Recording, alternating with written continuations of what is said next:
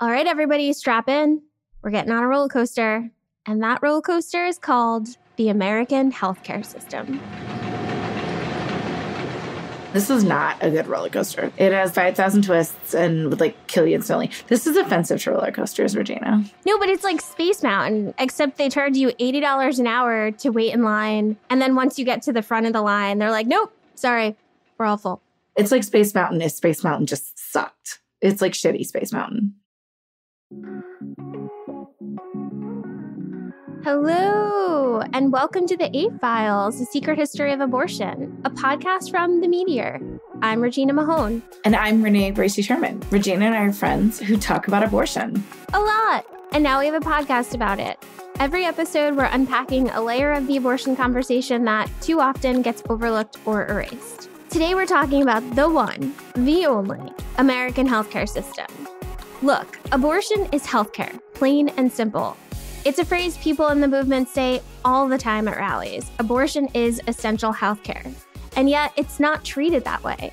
Why do politicians, insurance companies, even some clinics treat it differently from other forms of healthcare? We're going to get into that.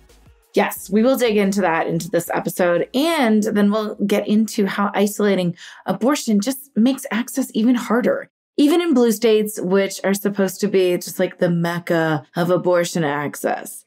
To get a better picture of that, we're talking to Chelsea Williams-Diggs, who's the executive director of the New York Abortion Access Fund. And later, we're going to talk about the movie Littlewoods, which came out in 2018 and starred Lily James and Tessa Thompson. We're already cheating on our book segment and doing a movie, but whatever, just go with it. It's going to be fun.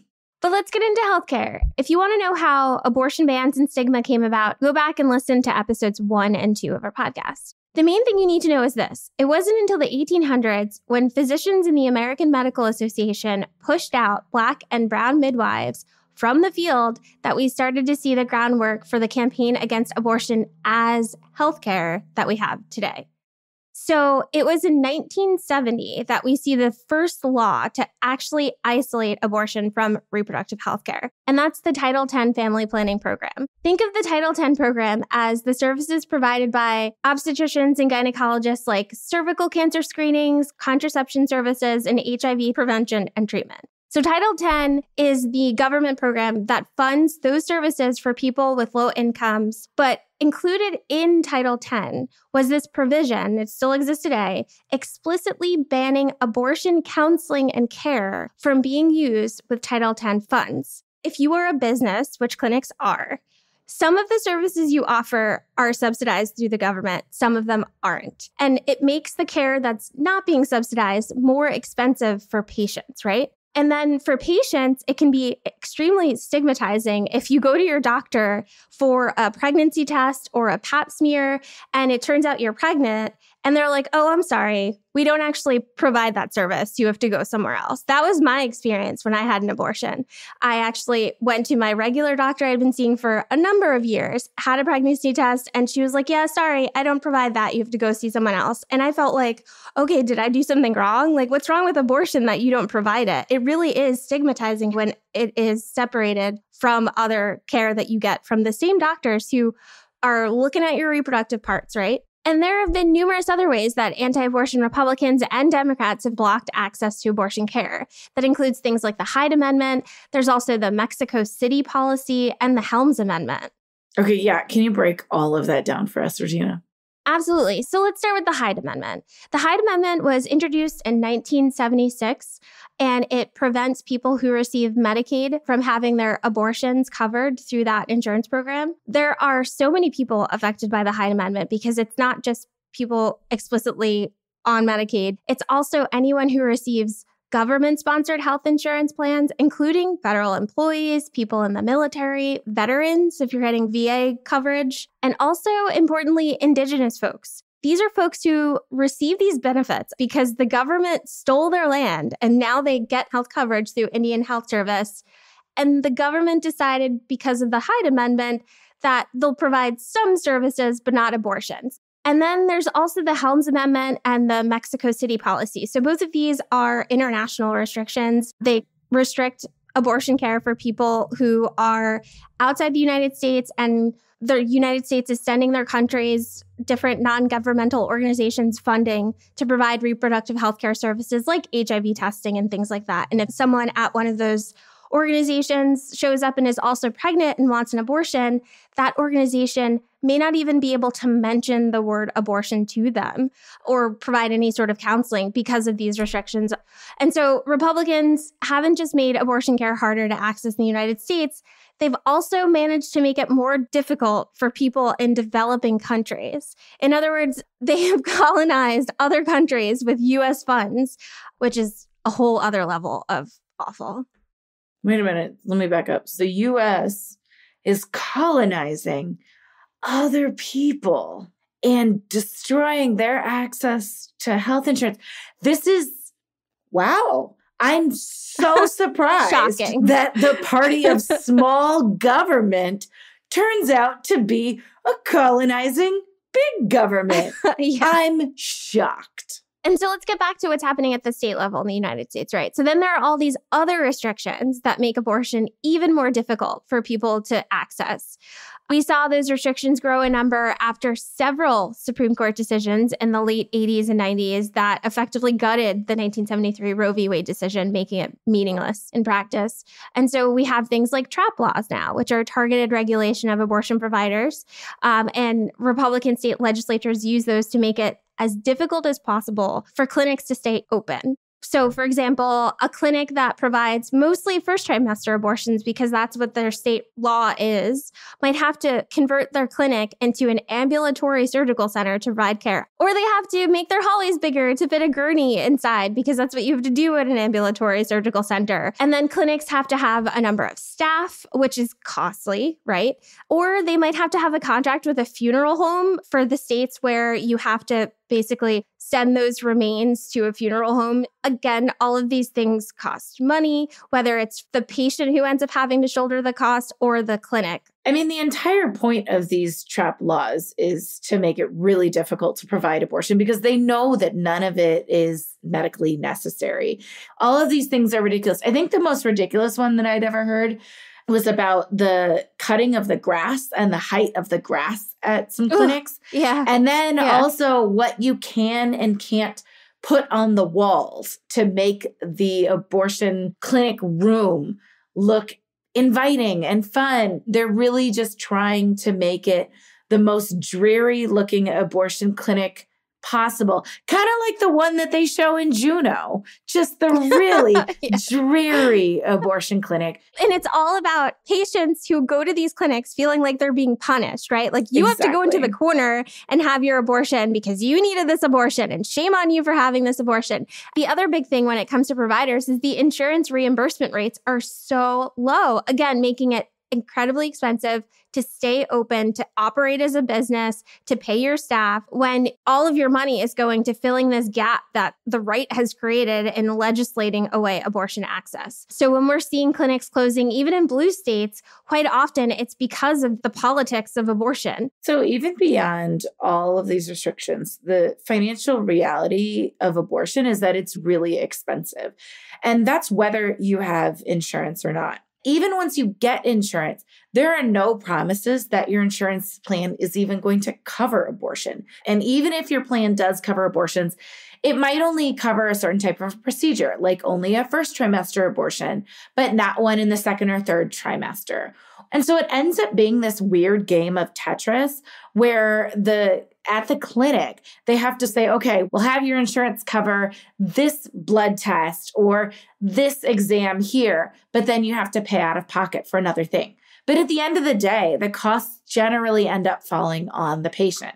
I get this question all the time. They're like, what's the best state to have an abortion? And I'm like, there technically isn't one, because not having an abortion ban does not mean that it's easy or even possible to get an abortion, right? Anti-abortion crisis pregnancy centers exist in blue states because they are everywhere. Nationally, there are 3 crisis pregnancy centers for every 1 abortion clinic. In New York City, and I want to be clear, I said New York City.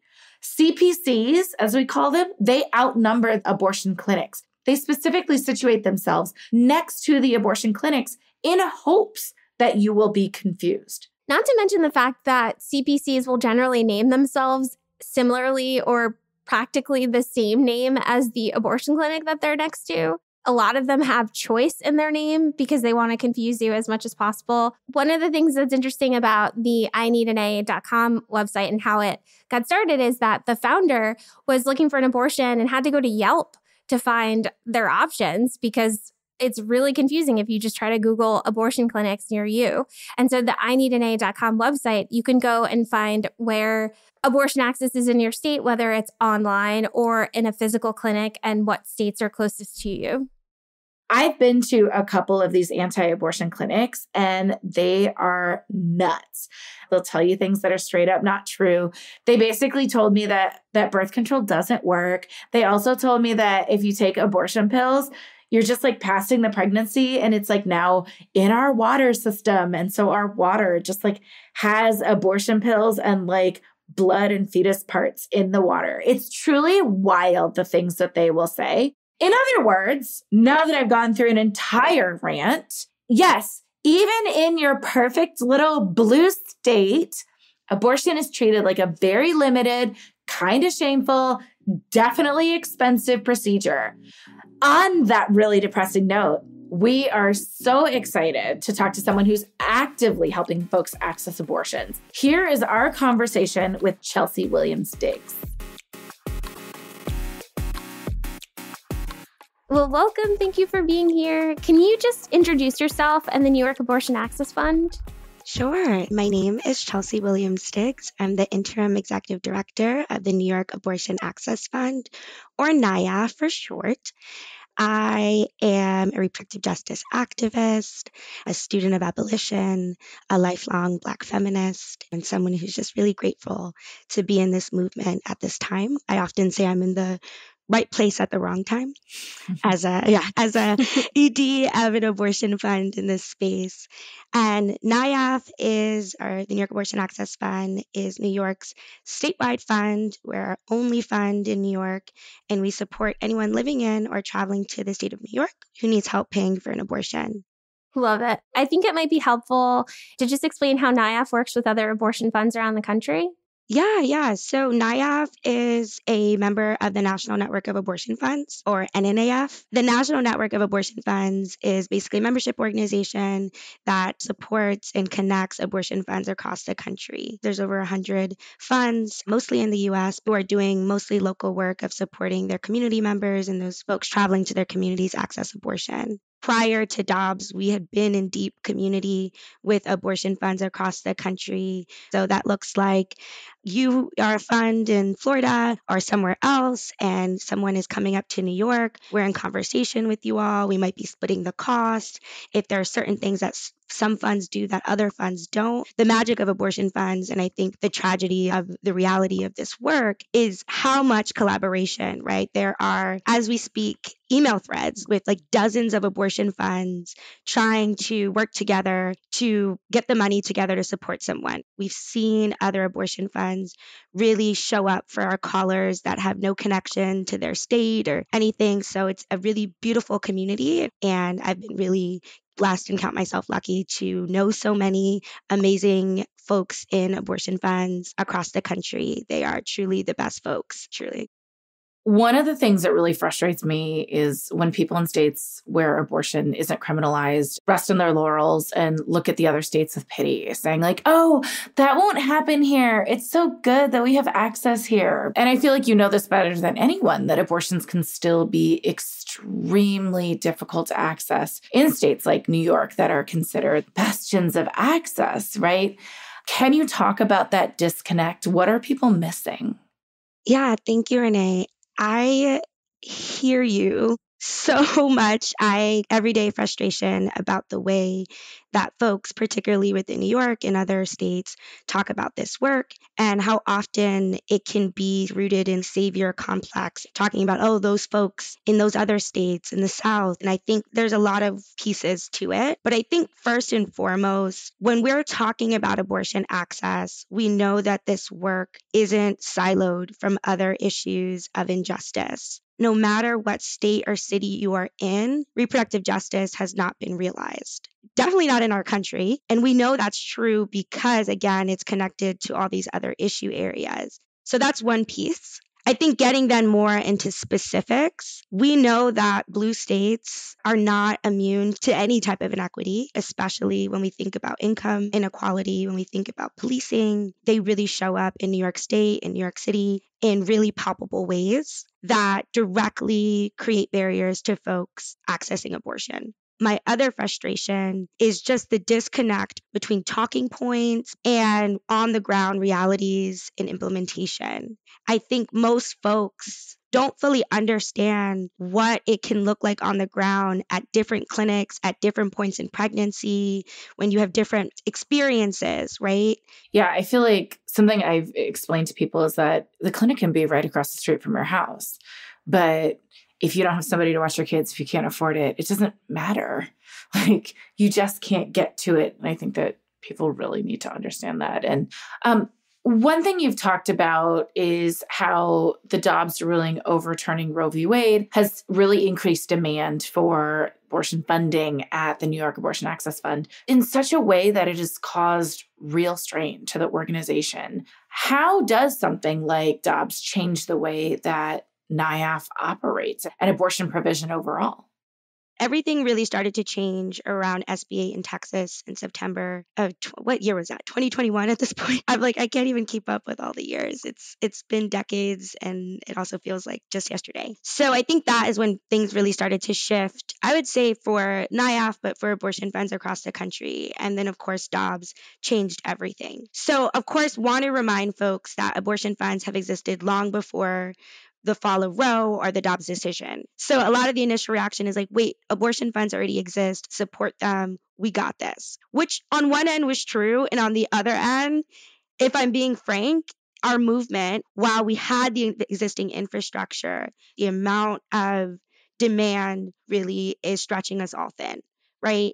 At NIAF, I am our first and only paid staff member. So we want to like hold those two truths at the same time to say like, we have the existing expertise and the infrastructure, and we're running out of money and we're exhausted. So what I've been saying wherever I can is that we are absolutely in a crisis, and it doesn't feel like everyone either knows or, to be honest, sometimes cares about this level of crisis that we're in. Since the Dobbs decision, we've obviously been seeing a lot of folks traveling to New York. We've supported folks from now 30 states, DC, the Virgin Islands. So we're seeing folks from everywhere. And we know part of that is because, of course, as I mentioned, when one state bans abortion, we all feel it. It's been a huge influx of folks. At the same time, we're seeing actually an increase of resident New Yorkers accessing our care, which is a great thing, right? We want folks to know that NIAF exists, that abortion funds exist. But at the same time, when we're running out of money and we're not seeing the level of support that's necessary to really meet this moment, it puts us in a really difficult situation. So in 2023, we are on track to move well over $2 million. We've already moved, I believe, just over 1 point something million dollars. And once again, reminding folks that this is one staff member and a group of volunteers. So in comparison, in 2021, we moved just over $500,000 in 2021. In 2020, NIAF moved just under $200,000. And we know that this is a long fight. And as states continue to pass bans and other restrictions, more and more folks are going to need to travel for care. And so, yeah, we just want to get into like what the barriers are for real on the ground for folks in New York. Okay, so I'll start from the beginning. So abortion funds pay for abortions, right? So folks often think that they know how much an abortion costs. And in fact, I don't know if y'all are fans of the rapper Lotto, but she has a song out and there's a remix with Cardi B where she says some version of, I'm probably going to not get this lyric right, where she says, I'll spend that 500 before I ever trap you. Basically alluding to the fact that she would have an abortion before she'd ever trap someone. I was happy. I was like, okay, Lotto knows how much an abortion costs generally, or at least her first trimester abortion. So in New York, though, abortion can be more expensive. Surprise, right? So in New York, first trimester abortion averages around $600. And that includes medication abortion at clinics in New York, as well as procedural abortions. Abortions later in pregnancy can be honestly, every week I get a new number. So I used to say like can be more than $20,000, and then we got like another abortion that was like 25,000. I think this week we officially hit the over $30,000 mark. That is a lot of money, right? I think the general statistic is like most Americans don't have a couple $100 for any emergency. So if you're talking about anything from $600 to $30,000 for the procedure itself, then of course, we're thinking about hotel costs, travel costs, childcare, lost wages. We've had people travel from out of state here and thought that they could pay right for their Uber from the hotel or from the airport to the hotel. And then suddenly they see that cost and we can't do this. We've gotten emergency calls. Can somebody help me? Like I'm stuck at JFK. So then taking maybe perhaps a step back, okay, why are people paying out of pocket if New York has all these other great protections? So New York is one of, I think, 17 states where Medicaid covers abortion. New York also has this new thing that any New York state regulated insurance must cover abortion, and in most cases must cover abortion without copay or deductible.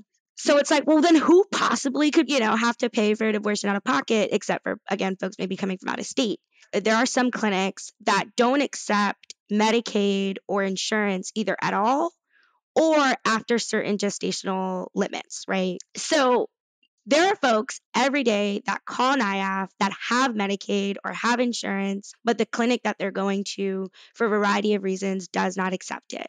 This happens all the time, which means that NIAF is effectively filling in that gap between what is a policy, a law, and what is the actual reality on the ground. Then, of course, there are folks who live in New York but their insurance is not regulated by New York State. So, for example, a federal employee, right? Someone in the armed services. Suddenly, the Hyde Amendment creeps back up and it's like, what's up? We're here, Then, of course, there's people who are uninsured but make too much money for Medicaid. Happens all the time. And then, of course, you have folks who are undocumented, young folks, and other people who maybe do have insurance but don't want to use it for privacy reasons. That's a huge thing as well. And then, of course, what does access actually look like at the state level, right? We see people often traveling from upstate New York, other parts of the state to New York City to access care. And that's really difficult, right? That's several hours on a bus or a train or a drive. That's, again, hotel cost, all those things. And then, of course, the policing crisis, right? And again, as we think about the particular experiences of folks who are Black, brown, undocumented, all these folks with disabilities, all these other experiences that make day-to-day life difficult, right? That make walking down the street dangerous on a regular day, you heighten that, right? In this moment of trying to access abortion care where there's so much attention, right, on these health centers. No, it's so much. And I think people don't realize like how much and how intricate it truly is. There's a lot of headlines where a city or a state is like, we're putting XYZ amount of money in our budget to give to this abortion fund to fund abortions. And I think a lot of people are like, oh my gosh, that's wonderful. That's so exciting. Can you walk us through what that means in a process when New York City says we're going to give money to NIAF to pay for New Yorkers' abortions or the state? What does that actually look like? Is that real? Is that real? That's a great question. Is anything real? So New York City was the first city to allocate municipal funding for abortion access. They did this in 2019. It was a huge deal, right? And I think was in many ways, right, one of the first kind of actions of New York City in a while to really stamp itself again as an abortion access city. NIAF at the time was still all volunteer led. We still mostly are. And we were obviously excited to get this additional funding. I think what cities and states have opportunities to do is to fund abortion, right, directly, and to do that, of course, by investing in abortion funds, but also to make sure that you're doing it in a way that is as barrier-free as possible, right? So with New York City, they did a reimbursement model, which inherently put all other things aside means that you don't get the money until you've already spent it, which, as an organization that's actively running out of money currently, that's tough. And when we think about other abortion funds and other cities following suit, and other cities have done things slightly differently. I know in Philadelphia, they did not do a reimbursement model. It was just like, here, have your money. We believe that our public dollars should be going directly to fund abortion. But ultimately, it's been a really difficult process to receive that money. And to date, we've only received a small fraction of the total amount allocated to us year over year. Let's talk about then the state, right? The New York State government has largely sidestepped directly funding abortions the way that New York City has. And instead, they created a fund to help providers increase their capacity and provide security. And I think those things are absolutely important. The question is how effective do you think these measures are in terms of fixing the overall systemic conditions that make abortion funding necessary to begin with? Yeah. So we love our providers in New York, right? And we absolutely believe that they should be getting additional state funding to ensure that they have the staffing, the training, and of course, the security that they need. But ultimately, the providers are one part of an ecosystem that make access possible. So it's really important that we look at these issues holistically and really understand what, again, it looks like on the ground. New York has not funded abortion access directly. They've only funded providers. So it is very frustrating, right? From our perspective to say, yes, New York is a safe haven. Yes, New York is an abortion access state. But if you can't pay for it, what happens? And I struggle with this a bit because as I think about the ecosystem largely, I try to both honor the work of abortion funds and honor the work of NIAF without overly being like, we are the end all be all, right? Which again can sometimes be so hard when you're so passionate about your work.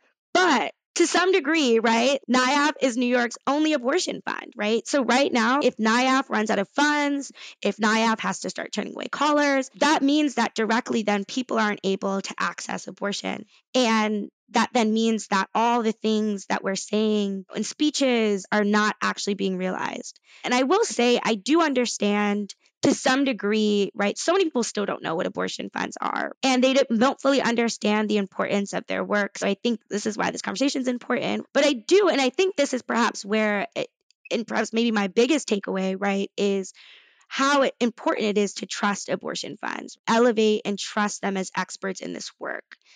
I think that is super, super clear. And it's like super important that both city government, state government, philanthropy, other folks in the reproductive rights, health, justice movement really understand and honor the expertise of abortion funds in general, but specifically in this moment. It's so, so important. So is there anything else that we didn't talk about that you'd like to talk about? One thing that I've been thinking a lot about is the immigration injustices, right? And the many asylum seekers that are coming into the US and New York specifically, and the ways that that intersects with abortion access. We get these calls sometimes that just truly lay bare all the ways that all the systems are failing our most marginalized. New York City and New York State positioning itself as a safe haven for folks who are migrating into this country. We've seen great reporting on the ways that is actually much more complex in reality for folks who are finding themselves here after often very difficult journeys and even worse treatment in other parts of the US, quite literally being bused here, right? I think about that a lot, and I think about, again, how New York City and New York State can do so much better. What does that look like to make sure that undocumented folks can have access to Medicaid throughout the state? What does it mean to, again, think about healthcare more broadly, to think about immigration justice? One more thing that's also been on my mind a lot lately is about really centering the experiences of folks having abortions later in pregnancy. It, for me, is just so important. It's not always politically expedient or whatever, right? To see blue states or Democrats or liberals often shying away from talking about that. And I really want to make sure that folks understand that abortion funds support all people, right? NIAF does not have any eligibility requirements or cutoffs, right? And abortion funds are seeing, of course, many folks who are getting abortions later in pregnancy, and those abortions are often very expensive. And again, folks have abortions later in pregnancy for many reasons.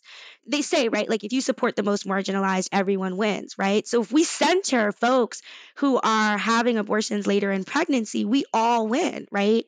If more providers provide abortions later in pregnancy, we all win. There is no such thing as abortion freedom anywhere, right? Abortion liberation, reproductive justice anywhere. And there are so many reasons why that's the case. And I'd argue one of the ways to get there is to center the experiences of folks having abortions later in pregnancy. Thank you. And then in every episode, we're asking our guests to give a call to action to our listeners. You've mentioned several, but like if there's a resource you think people listening to the podcast should check out or contribute to, you can totally say NIAF, but this is your time for your call to action. Okay, so wherever you live, wherever it is, find your local abortion fund, right?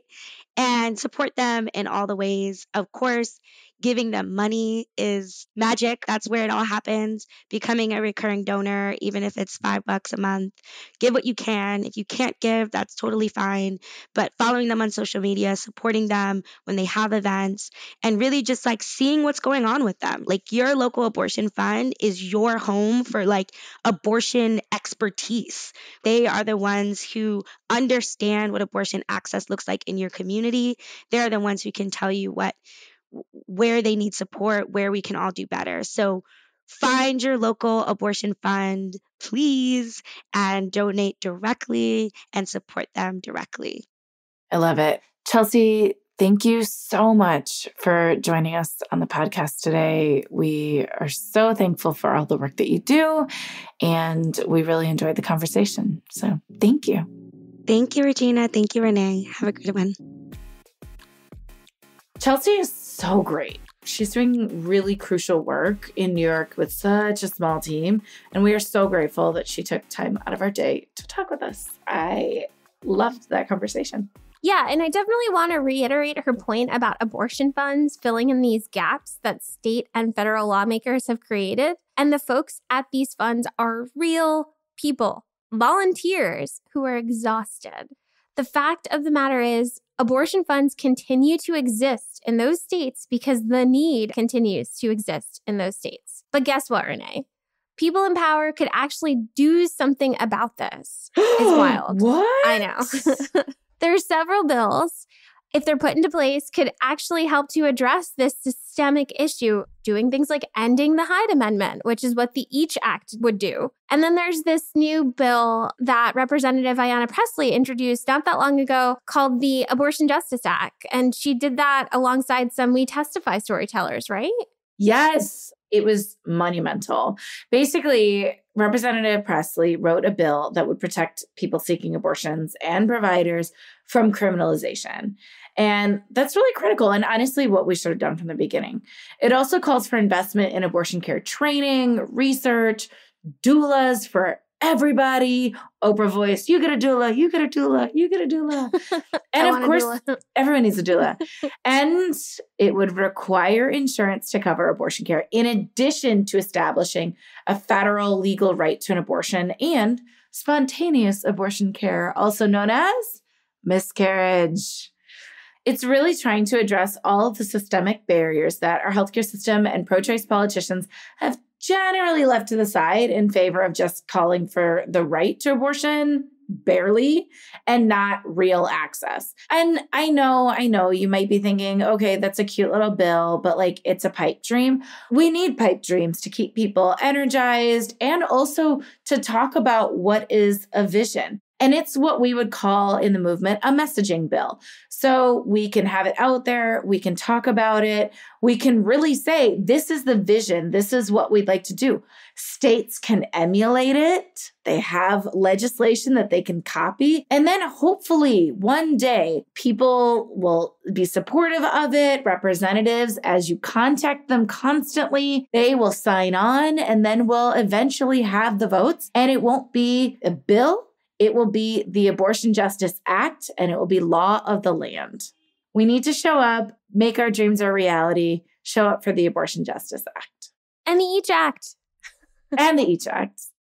All right, now it's time for our final segment called There Are Other Books.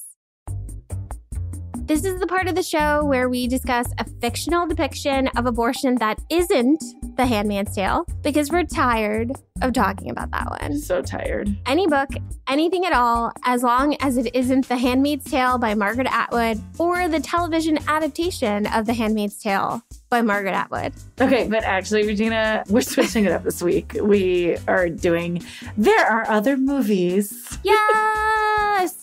All right, so we're going to be talking today about Little Woods. I have been wanting to watch this movie for a long time. I'm so glad I finally had an excuse to sit down and watch it, because if you have a toddler, it is really hard to watch an actual movie from start to finish. I did watch it, but in parts, but I made it happen. So anyway, Little Woods, it's about two estranged sisters in North Dakota who are just trying to survive, just trying to get by. One sister, Tessa Thompson, she's on parole after getting caught selling drugs she picked up in Canada, since they're not that far from the border. And her sister, played by Lily James, is already a mom, and she finds out in the movie that she's pregnant again by her son's father. And so Lily James's character knows that she cannot handle another child. At one point, I remember her saying something like, how she's barely making it with just her one child. And it's true. They're living in a van that's illegally parked in a parking lot. The van is actually pretty cozy, and she's doing everything she can possibly do to make sure all of her son's needs are met. But clearly she's struggling to get by. She's also attending school, working as a waitress. She brings her son to work with her.